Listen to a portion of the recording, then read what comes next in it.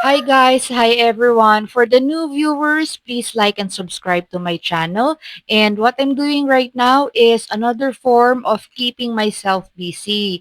So, nire-repair ko ngayon yung office chair ko.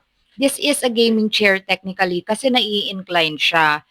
Ang nangyari kasi dyan, sa sobrang gamit siya, kasi pinaglalaroan din siya ng mga bata, yung backrest niya, kasi 'di ba plywood lang yung kinakapitan nung mga bolts at saka tornilyo from the bakal na incliner.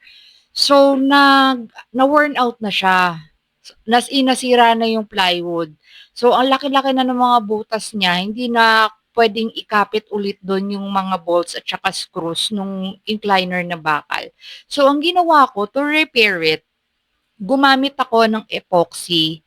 Yan, all-purpose epoxy. And then pinatigas ko siya. Diretso ko ng in-epoxy yung bolts or yung bakal ng incliner doon sa likod ng gaming chair. And yan, konting punas para malinis yung gawa. And then padaganan ko siya nung toolbox para habang natutuyo siya, nakadiin siya or nakafix siya.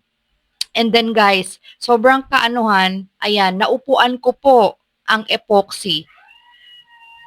Dinamay ko pa yung cellphone holder ko. So, konting punas para matanggal ang epoxy sa cellphone holder, and then pati yung shirt ko, pinunasan ko na rin ng basang-basahan para matanggal yung epoxy. So, yun guys, update lang. Epic failed. Nagamit ko lang siya for a few hours and then sira na naman. Please like and subscribe to my channel. Thank you!